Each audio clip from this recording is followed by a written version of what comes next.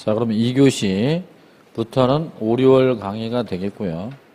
교재는 10페이지, 11페이지. 여기는 파트별로 기본 이론 설명을 하고 문제를 풀어주는 거예요. 문제를 많이 풀 수는 없습니다. 문제집은 기출문제집이 이제 기본이다라고 보시면 돼요.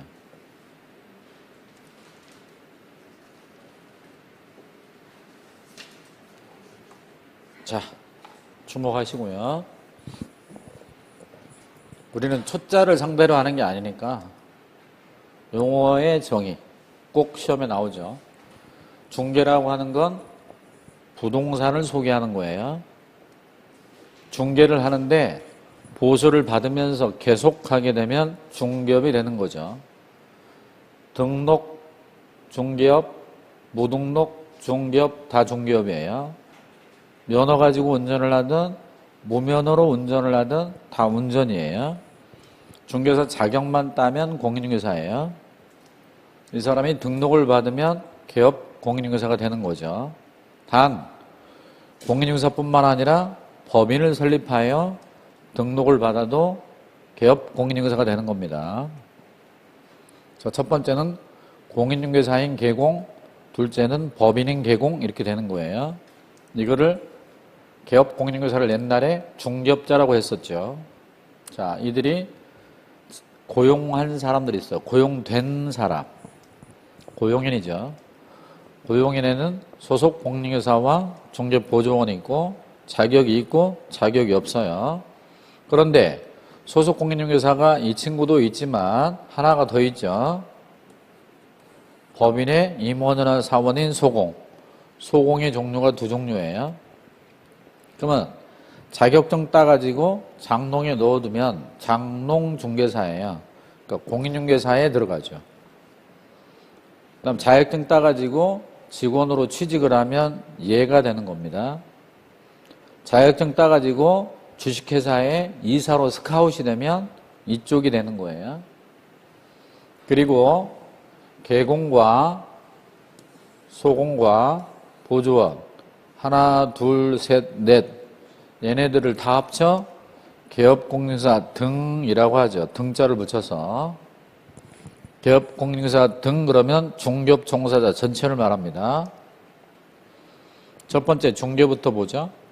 11쪽 가로 1번 중개라 함은 법정 중개 대상물에 대해서 거래 당사자 간에 매매 교환 임대차 그 밖에 권리의 득실 변경하는 행위를 알선하는 걸 말합니다. 주목. 중개란 법정 중개 대상물 몇 가지?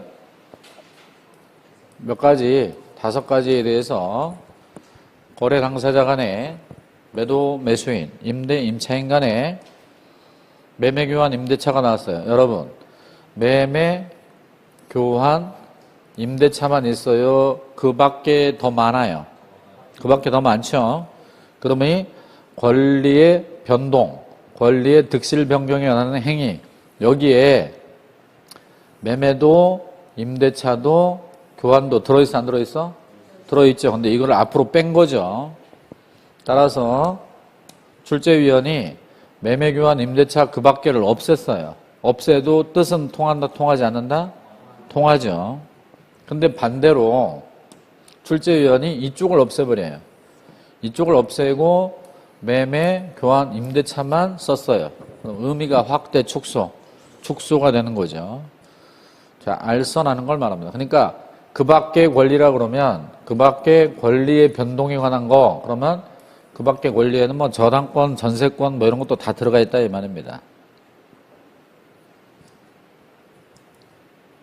중개 대상물이 있고 매도 의뢰인이 중개 행위자에게 의뢰를 합니다. 이게 중개 계약이에요. 우리 집을 팔아주면 중개보수 줄게요. 이쪽과도 중개 계약이 체결됩니다. 그러면 중개 계약이잖아요. 계약이니까 뭐야? 법률행위죠. 법률행위. 중개 행위를 합니다. 중개 행위는 법률행위, 사실행위고요. 그리고 거래계약이 체결됩니다. 자, 그러면 중개계약, 중개행위, 거래계약 이렇게 되는 거죠. 중개계약은 법률행위고 중개행위는 사실행위예요. 거래계약은 법률행위고 그래서 법률행위, 사실행위, 법률행위. 중개행위는 사실행위입니다. 자, 중개 대상 권리가 되는 거. 자, 소유권은 당연히 대상이죠. 그리고 용익 물권으로서 지상권, 지역권, 전세권 3개 들어갈 수 있고요. 저당권 들어갈 수 있고요.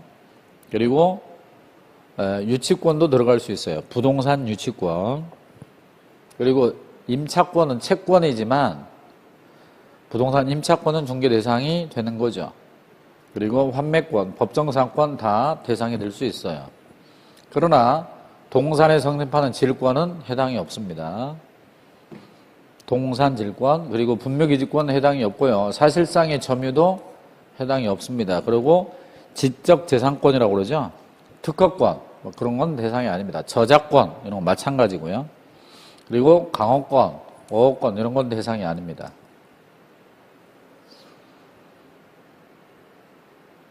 그리고 중개 대상으로는 매매교환 임대차뿐만 아니라 지상, 지역, 전세권 설정 계약도 들어가고요. 저당권 설정 계약도 들어가고요. 유치권이나 법정상권의 양도 들어갑니다. 환매권의 성립과 양도 들어갑니다. 그러나 유치권의 성립은 안 돼요. 성립은 자동 성립이죠.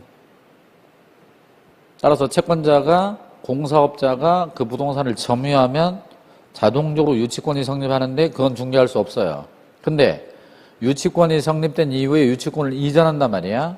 그거는 돼요. 법정사건의 성립도 마찬가지 안 되고요. 왜 그래요? 법률의 규정으로 자동 성립이잖아요.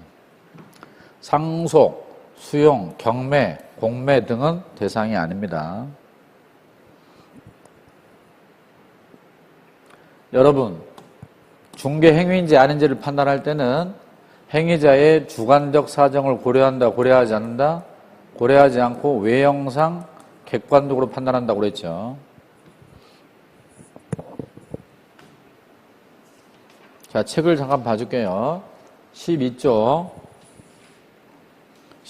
판례 1번 가로 1번 별표 저당권 가장 잘 나오죠. 12쪽 금전 소비대차 계약은 중개 대상이 아니야. 금전이니까 아니죠.